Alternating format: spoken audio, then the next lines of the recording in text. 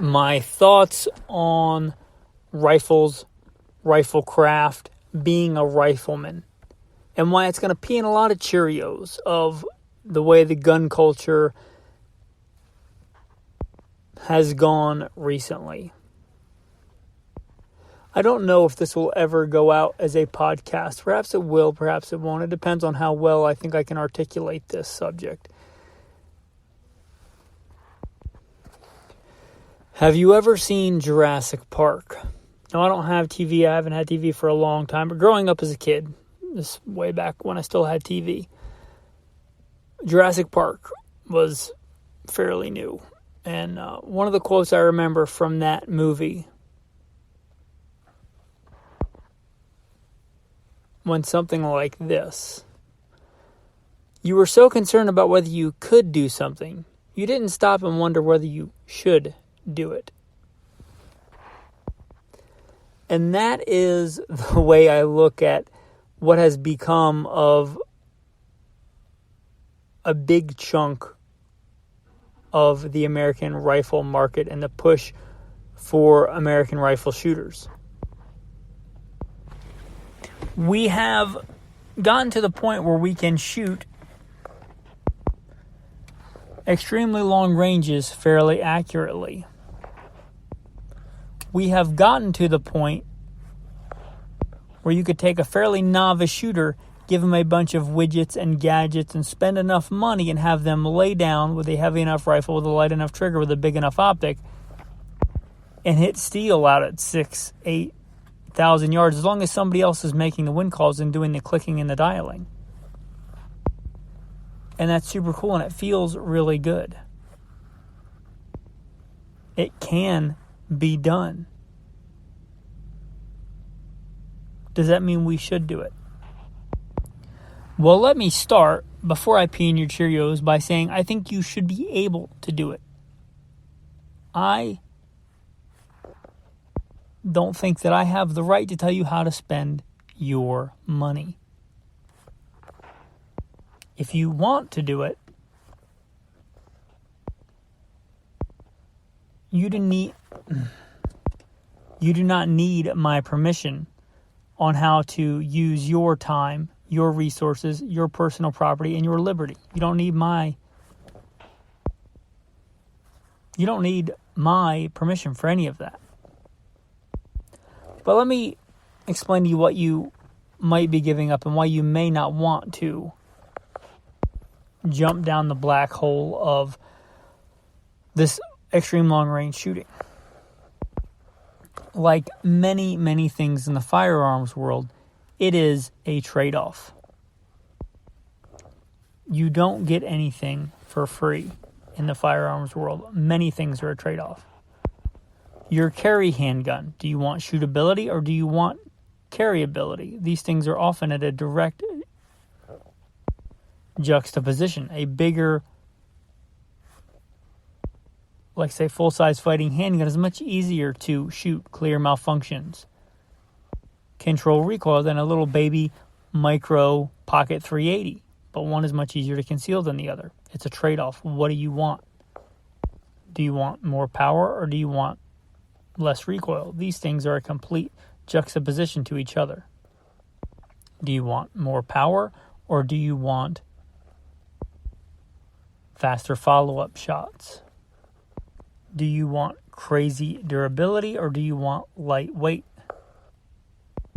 You get the idea. The firearms world, much like many other things in life, things are a trade-off.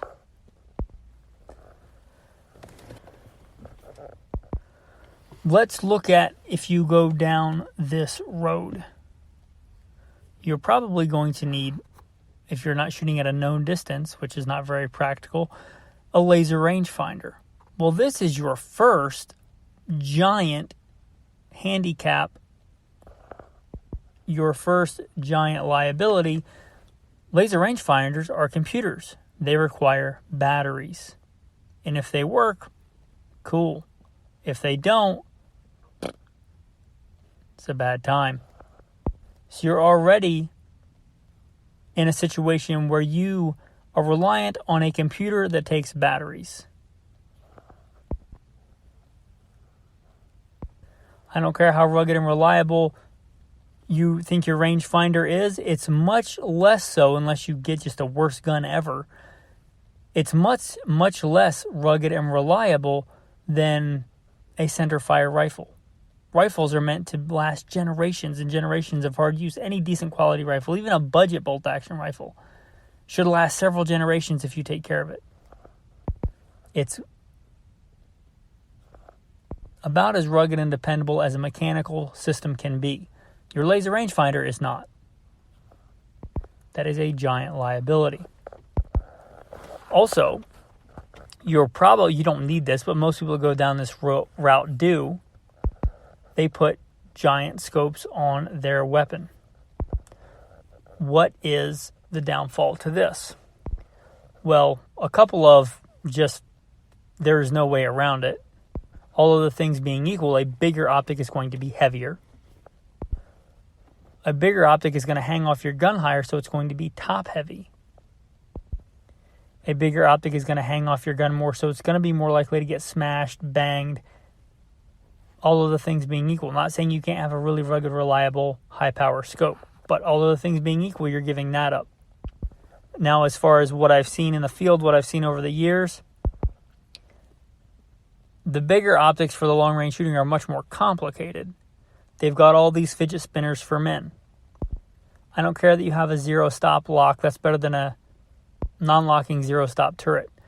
But even so, somebody turns their little fidget spinner when they're out shooting long range and they forget to turn it back. What I have seen is people with these scopes that crank them way up because they want to shoot a pretty teeny, bitsy, witsy little group on the bench. So they dial the magnification way up and then they go out in the field and they can't find what they're looking for. Looks like they're trying to fly fish with their rifle, casting it up and down and back and forth, looking for an object because they forgot to turn their scope back down. Not to mention what can happen with the turret. You dial it for whatever crazy long-range thing you were doing, and you forgot to dial it back, and you're way, way off. You're zero. Also, if you are dialing dope, dialing your firing solution, this takes time. And if you have all the time, if you're shooting at a piece of steel that doesn't move, cool. The piece of steel will sit there and let you dial whatever thing you want for your firing solution.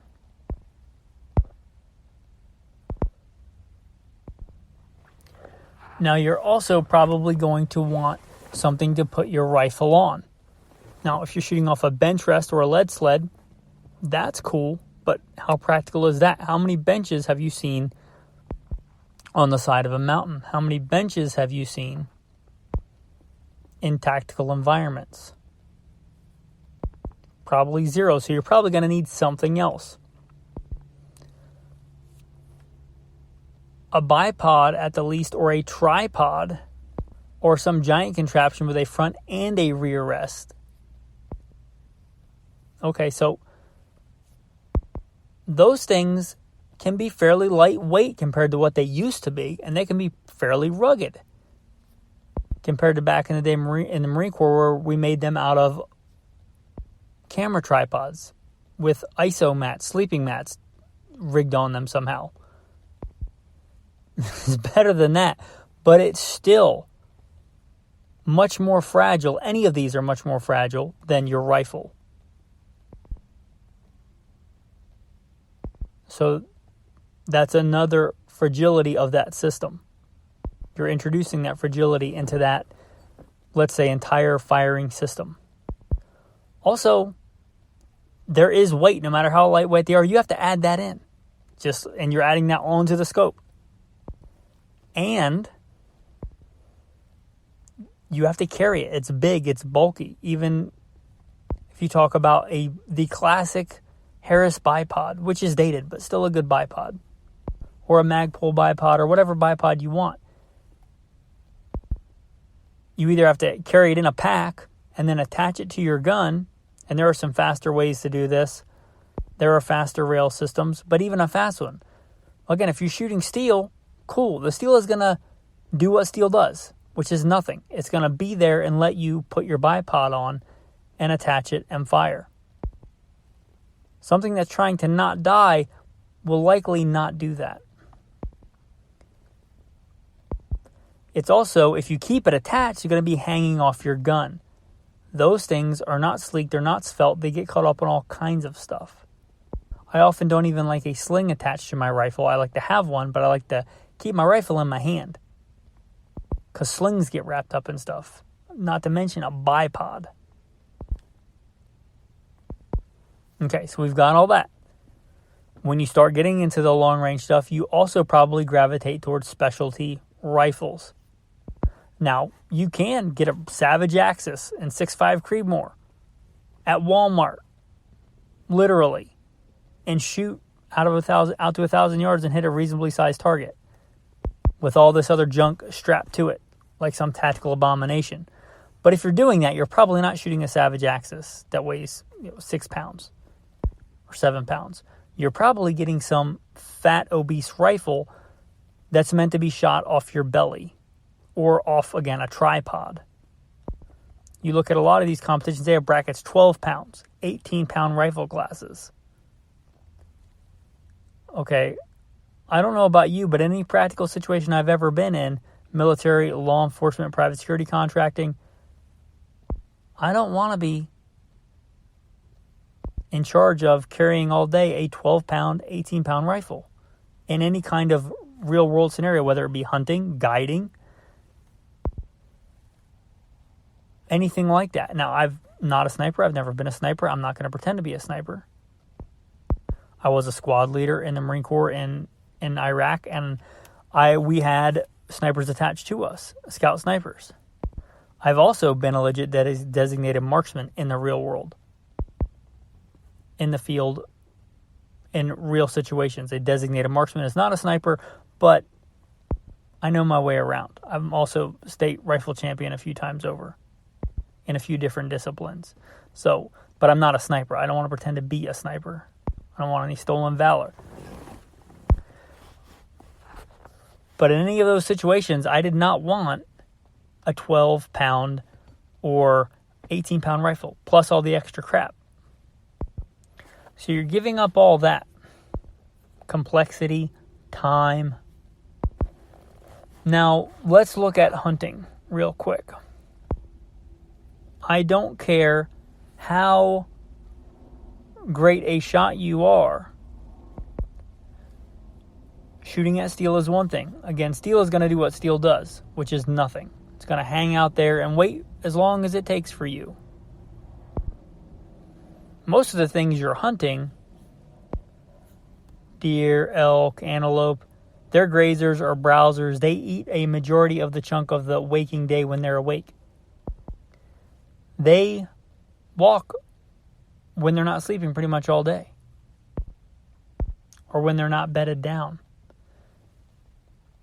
Even if you're got a .0001 MOA, you stack bullets at 1,000 yards, which is not really a thing, but let's say you stack bullets at 1,000 yards perfectly, and you can read the wind like a supercomputer, and you know every wisp of wind and every nuance and every valley between you and every flap of a butterfly's wings that influence that bullet out to 800, 1,000 yards. You know every nuance of wind, and you make a perfect wind call every time, which is absolutely not a thing. But let's just pretend in this fantasy sniper world that you can do that. Okay, the bullet still takes time to get there. Go look at how any cartridge, they're not as different as, marketing hype would have you believe. 6.5 Creedmoor, 6.5 super fast PRC, 7 PRC, because 6.5 PRC is not enough PRC. We got to have 0.5 millimeter more PRC. Whatever cartridge it is. Look at the time of flight out past 500 yards, which a lot of these people would consider not even anything if you're into the long-range hunting thing. Well, let's say you did all that. Let's say you live in this fantasy world where those things, you make a perfect wind call every time, and you got a perfectly bullet stacking, and you can perfectly stack the bullets every time. Well, look at the time of flight. a second and a half, which may not seem like that long. But how far do you think that I can move in a second and a half? I can go a long way in a second and a half. An elk, a deer, in the course of just taking a bite and making a step or two can easily do that in a second. So even if you did it all perfectly and called the wind perfectly, there's no guarantee you're going to hit your target. Now, this is not a shall. If you want to lob rounds at elk or deer without any, you can't be guaranteed you're going to hit it unless it's literally sleeping, laying down, and it doesn't wake up in that time, which I'd grant you that, right? If the elk is sleeping, there's a pretty good chance it's not going to get up in that second. But if it's not, so unless you're just going to wait for one to be sleeping embedded, those are the only shots you're going to take. You don't have a reasonable guarantee that you're going to hit that animal. Again, this is not a shall, right? If you want to lob rounds at elk or deer, go ahead. It's not a shall. It's not one of the 10 Commandments. If you consider that ethical, that's on you. I was listening to another podcast. I'm not going to name names because it wasn't the guy that did the podcast. It was somebody he was interviewing, an elk guide. And what he said, to be fair, he said your first shot is your best win call. And he was talking about the super long range shooting of elk. And the way I took that is just lob a round out there at the animal. It's pretty big. Maybe you'll hit it, and then you'll know where to shoot. If you consider that ethical, again, that's on you. It's not a shall. And these same areas, oftentimes, the same zones, before or after the rifle season, depending on early hunt or late hunt, you'll have guys, sometimes the same guides, and you'll go out archery hunting, and you get within 50 yards of an elk, or a deer, or mule deer, antelope. But somehow, the week in the middle, you need to make shots out at 500, 600, 800 yards, 1,000 yards. I feel like I'm taking crazy pills. Are you really telling me that you cannot get within 3 football fields? Think about a football field. I don't like football. I don't like watching a bunch of millionaires chase over a ball that's the wrong shape and throwing my money at it. Probably just made a bunch of other people mad. If you do, that's fine. You know the analogy. I know how long a football field is. You probably know how long a football field is. Next time you drive by a high school or something, go out and stand on that football field if you can't picture it. You have so little skill, is what you're telling me, that you can't get within 3 football fields of an animal without them knowing you're there. 3 football fields.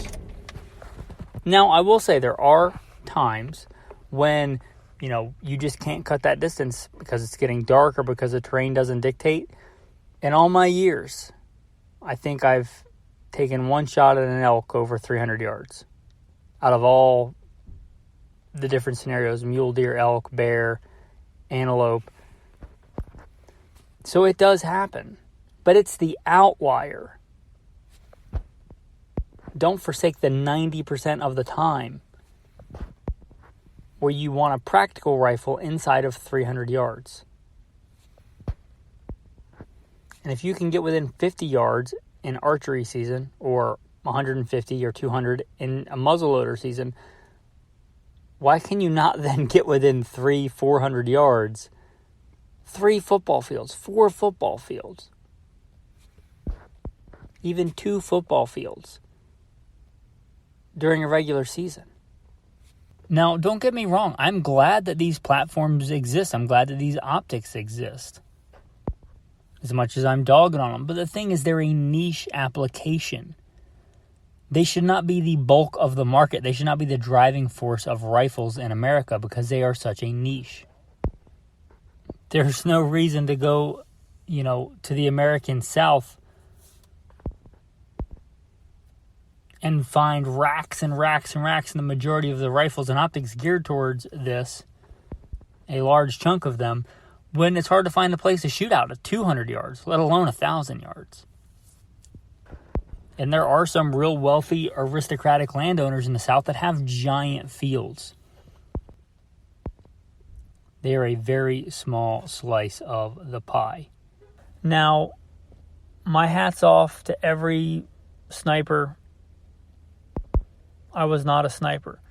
I thought I might want to be a sniper when I joined the Marine Corps. I joined pre 9/11, but before I was through all my training, the war started, and I was going to war. And they kind of suspended all that, and we were boots on the ground going to war. I very quickly got promoted and became a squad leader, section leader. I wasn't going anywhere for a while. I got snipers attached to me, going back to that earlier story. I saw how they were used or were not used. And it's not just me saying this. The entire Marine Corps looked at this, and guess what the entire Marine Corps got rid of? Scout snipers. There are no more scout snipers in the Marine Corps. And you might say, well, the Army still has snipers. Cool, the Army does still have snipers. Look at the amount of people in the U.S. Army, and look at how many snipers there are. Even if you look at combat arms, you get rid of the cooks, which my hat's off to you if you were a cook. We need those. My hat's off to you if you were the payroll guy. We need to get paid. I'm not pretending like those people aren't important, but I'm saying for this discussion, if you look at combat roles, combat MOSs, you look at those. Look at how many of those there are in the entire big green army. I was also in the Army. I served in the Army after the Marine Corps. My primary MOS in both was infantry. Look at how many infantrymen there are versus how many snipers. And before you say, I'm going to be a sniper, okay, well, 99% of the action is not being a sniper. So if you're going to be a sniper, where's the rest of your team that is not a sniper? Remember I said I was a designated marksman. I was at times a designated marksman. For a team of people, a team of door kickers, a team of grunts, of which sometimes I was a designated marksman. But you need the actual team. You can't just pretend you're a sniper for nobody. That's not a real thing. I'm sorry to burst your, prepper fantasy bubble. It's just not a thing. For every sniper, you need a huge unit of men that actually get the work done. Look at the amount of things that actual grunts do, kicking down doors, urban warfare. I was an urban warfare instructor for the Marine Corps. Versus how many times snipers actually get used. And snipers do get used. And again, my hat's off to them. I'm not taking away from that. But I'm saying, if you're looking at it realistically, your dynamic tactical rifleman is the bulk of the rifle shooting world. And if we look at the tactical culture today, the vast majority, I think, of this has been pushed towards this extreme long range. And I'm not your wife. You don't have to justify your purchases to me. But if you think that's practical, look at use case scenarios, even in warfare. But, if you're not fighting uniformed combatants, take that off the table. Domestic uses of rifles. Even if you look at, sadly, the assassination attempts on Trump, yeah, you could call those snipers. What were those distances? 130 yards? That's about half of a max point blank range. That's about half of a point blank range for a modern cartridge. Well, there was the designated marksman sniper guy that took him out. What was that range? 100, 150 yards? Again, we don't see this in the real world. I tried to look this up, the numbers to verify it, but in law enforcement, of which I was also law enforcement, the average distance for designated marksman, sniper, whatever you want to call it, for law enforcement is 70-something yards. If you want to get into the extreme long-range stuff just for the art of it, and it is a beautiful art and a science, if you love math, if you love computers, if you love that stuff, go for it. But don't mistake that for being practical. And unless you're on board with what I talked about for ethics for animals, don't consider it ethical for hunting. Even hunting distances, even out west, I think they bamboozle a lot of people because they live east of the Mississippi. I live in the greater Yellowstone area. I live in what I would consider the Wild West, beautiful open country. I live here on purpose so I can hunt here. and not pay ridiculous out-of-state fees. I've been a professional hunter and guide.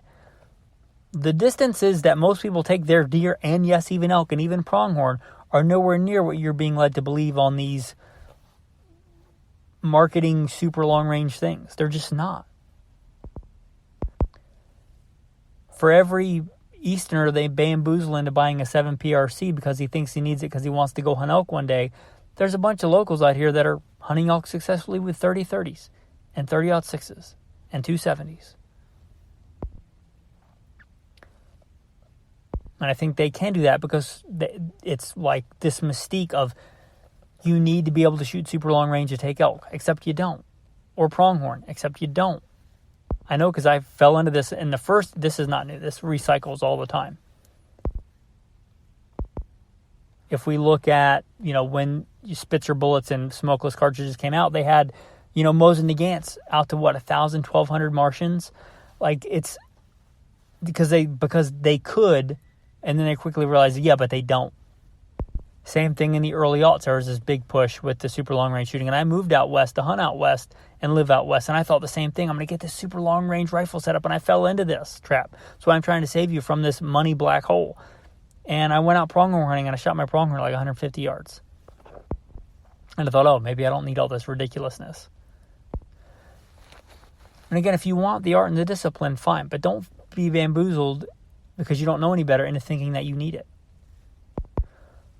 Or that it's ethical, unless you think it's ethical. It's not my place to make up your ethics, unless it's like a verse in the Bible. You shall or you shall not. And it's not. Again, it's not a shall. You do you on ethical hunting. Well, what are you giving up? Well, remember I talked about the bulk of actual rifle use and even hunting use. It's much closer. It's much more dynamic, and it often happens much faster than that. You look at the classical shooting positions. The majority of your shots in any situation are probably going to be taken standing. But the classical shooting positions, standing, sitting, kneeling, prone. The type of rifles and setup for the abominations that have become the super long range shooting that we've talked about, you're giving up a lot if you need to take a standing offhand shot. A large high-powered scope that you forgot to crank down is not what you want for an offhand shot, even if you did remember to turn the power down. That big top-heavy gun or that big heavy gun is probably not what you want for offhand shooting. The other classic shooting positions, sitting, kneeling, prone. These are your classic shooting positions. These setups do not lend themselves well to that. And,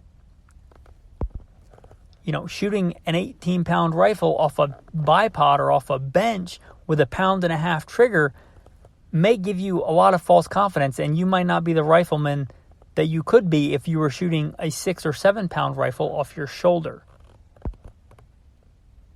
As somebody that's done a lot of shooting and a lot of rifle shooting, something like, CMP, or, I qualified expert in the Marine Corps as a rifleman, getting a 200 or 300 yard shot offhand with just your rifle, just holding your rifle standing, is a much more challenging shot than shooting whatever distance off your belly with a giant rifle that's in a vise or a bench or a tripod with a 1.5 pound trigger. Like a practical rifle of a practical weight shot off the shoulder with a normal trigger, let's say 3.5 pounds, 4.5 pounds. That's a far more challenging shot from a rifleman standpoint. There's more math involved, the computer's involved in the long range shooting, but from a rifleman standpoint, a 200-300 yard shot standing, which is totally doable if you practice, is a much more challenging rifleman craft proposition than any long range off your belly with a super heavy rifle with a 1.5 pound trigger or several ounce trigger. It just is. So you're giving all that up. You're giving up the classic rifle craft. It's a completely different discipline in a different world. It's as different as archery. And I love archery, and I've competed in archery. I don't shoot archery much anymore because I'm still a professional gunfighter. I'm a private security contractor. The odds of me needing a bow to save my life doesn't really play into it. And what I'm saying is the odds of you needing to shoot 1,000 yards for anything off a bench with a tripod is either fantasy, probably, Or you do have an entire team of guys, right? You have your own mutual assistance group out of 24 guys and you're the designated marksman. Okay, fine. But if you're not that, who's going to take care of the other 99% of being a good rifleman? If you have all the time in the world to be a good handgun shooter, because that's likely to be needed, a great traditional rifle shooter, standing, sitting, kneeling, prone, dynamic kind of shooting, and you've got all those boxes checked and you want to dive into the super long range shooting and throw money down that black hole, go for it. Again, even if you just want to do it and you're a pacifist, you're never going to hurt anybody with a rifle. Even if you had to, you're just going to lay down and suck your thumb. You're a pacifist. That's fine. You're never going to put meat on the table practically. You just want to shoot long range, then go for it. But realize what you're doing. And I think that if you're not that, you should have a reality check into whether you need to go down the super heavy rifle, high BC bullets, because inside 300 yards, if you're talking about a pointed bullet, BC just doesn't matter. It's one of the most overused terms in the past 10 years in shooting. But really have a reality check and don't be bamboozled by all the marketing hype. Just because you can do something, sit down, be circumspect, and really think, is it actually practical? Is it actually something that's relevant at all? Or am I just being marketed to? Or is it just a tactical trend that's going to get recycled? Okay, so I recorded the bulk of this episode, and then I got this book. One of the patrons, thanks to him, recommended this book and actually sent me some money so I could get it. So I did. The Art of the Rifleman by Jeff Cooper. And again, I recorded the bulk of this episode, the body of it, before I'm recording this, before I got this book. By the testimony of 2 or 3 witnesses, a matter is established. Now, if you don't believe an old Marine Corps sergeant, maybe you'll believe an old Marine Corps colonel, Colonel Jeff Cooper. Here's some of the things from The Art of the Rifleman that I highlighted to read on this episode. Let's take a look at those, shall we? What does Jeff Cooper have to say? The master rifleman is a man who can shoot up to his rifle. That means he can eliminate human error and place his bullet within the mechanical limitations of his weapon. This consideration has no reference to bench rest shooting. The shooting bench rest is designed to eliminate human error. And whether it does or not, it is not a measure of marksmanship. Okay. Ruminate on that for a bit.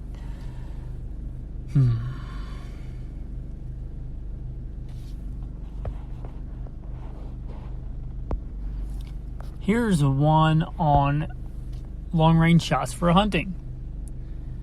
Circumstances may arise where an extremely long shot is advisable. Under these conditions, the shooter must hold high and attempt to drop a shot into the vital zone. This can be done sometimes in fighting, but the hunter who tries it in the game fields should write himself a longhand apology in triplicate.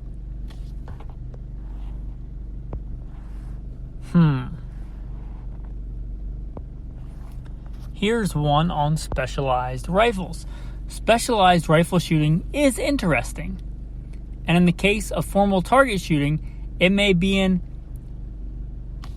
entertaining sport.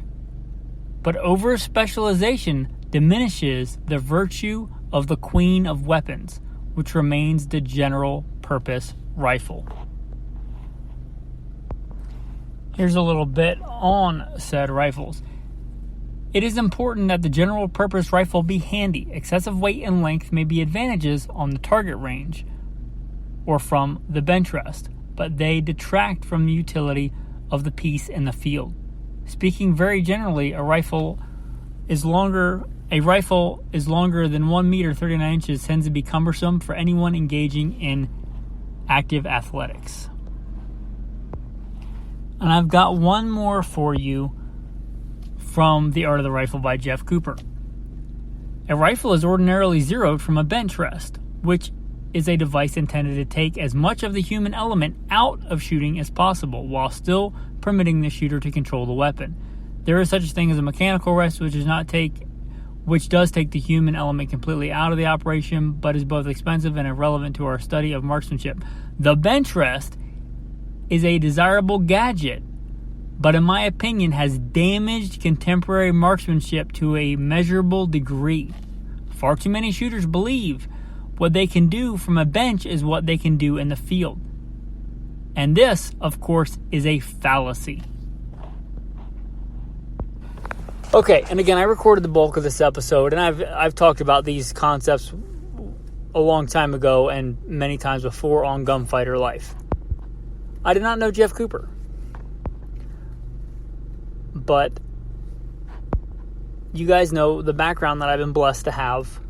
You know, U.S. Marine Corps combat veteran, infantry, also infantry in the Army.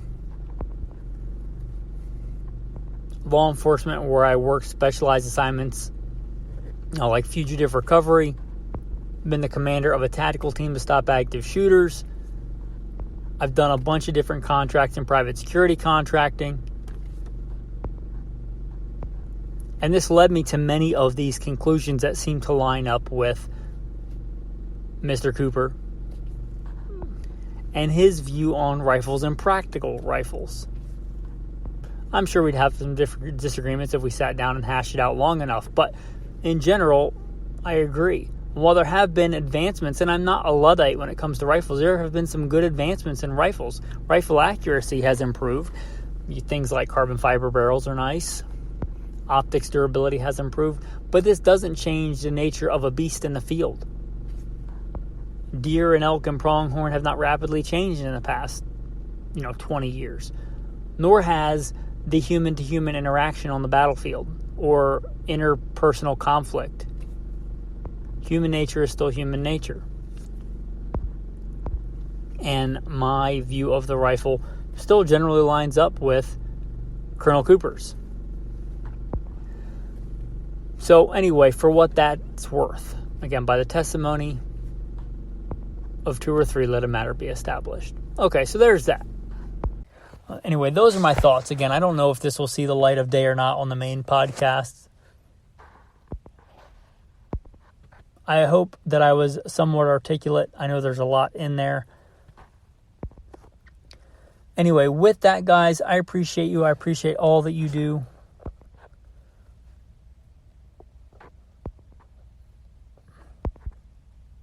And again, if you want to do the long range thing, it's a beautiful art. And it's a lot of science and a lot of calculations and firing solutions. I get it. I get the allure of it. Make sure you're doing it for the right reasons.